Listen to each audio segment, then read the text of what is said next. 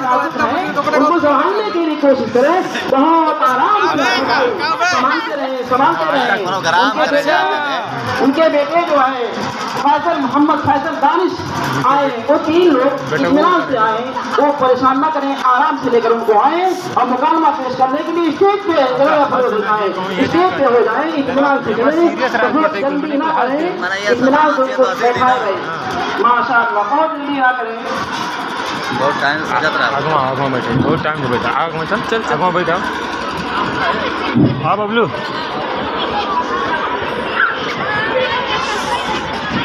बैठा खा रहे नहीं हुई यहाँ से कुछ वो भाई चलो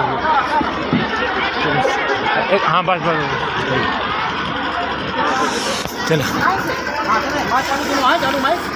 मुफ्ती साहब अस्सलाम वालेकुम। वालेकुम अस्सलाम व रहमतुल्लाहि व बरकातुहू। कहिए आमिर भाई, कैसे आना हुआ? मुफ्ती साहब, आपको ये बताने के लिए आया हूँ, ये मेरा बेटा दानिश है। मुझे इसकी बीवी से यानी अपनी बहू से कुछ शिकायत है कि जब से इसके कदम मेरे घर में पड़े हैं तब से घर का पूरा निजाम तबाह व बर्बाद हो गया है, क्योंकि ये मेरी बहू मेरा और अपनी सास का कहना नहीं मानती, ना हम दोनों की खिदमत करती है, ना हमें वक्त पर खाना पानी मुहैया करती है, ना हमारे कपड़े धोती है, ना हमारे बिस्तर उठाती है। दुख दर्द राहत रसानी तो बहुत दूर की बात है, बल्कि ऐसी बातें सुनाती है कि इस तकलीफ में इजाफा हो जाए और हमारी जिस्मानी खिदमत करती है। और ये मेरा बेटा दानिश अपनी बीवी को कुछ नहीं बोलता बल्कि उसकी तरफदारी करता है, और ये मेरा बेटा दानिश अपनी बीवी को कुछ नहीं बोलता बल्कि उसकी तरफदारी करता है मैं कहता हूँ ऐसी नाफरमान खिदमत गुजार बीवी को तलाक दे तो तलाक भी नहीं देता। मुफ्ती साहब, आप जरा इसे समझाएं, वो भी अपनी बीवी को मेरी खिदमत की ताकीद करे।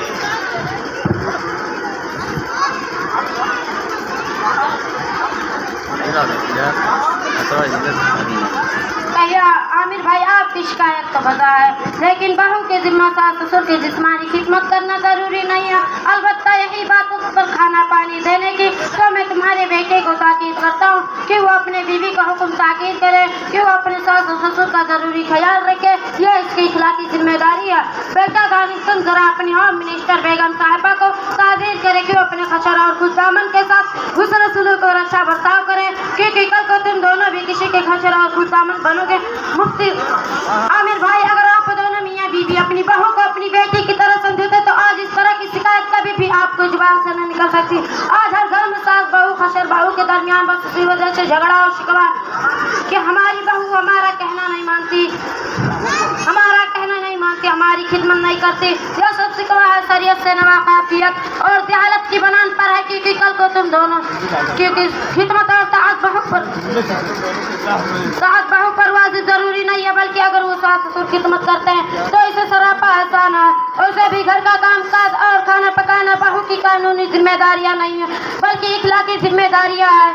इसलिए कि खुदा हज़रत सल्लल्लाहु अलैहि वसल्लम की आज़वाज मुतहर्रिर घर की जिम्मेदारियां अदा करते थे और साहबा के घरों का भी यही मामूल था।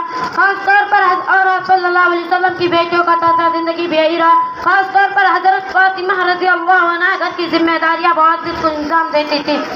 मुफ्ती साहब, आज के बाद कभी भी नहीं अपनी बहू के मुतालिक हुर्फ़े शिकायत जुआ पर लाऊंगा और उसकी खिदमत को अपना एहसान समझूंगा, न कि अपना हक।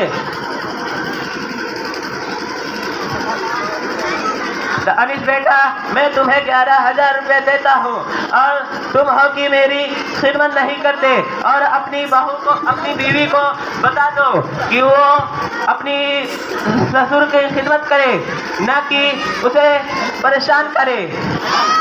मुफ्ती साहब, आज जरा उसे को समझाएं।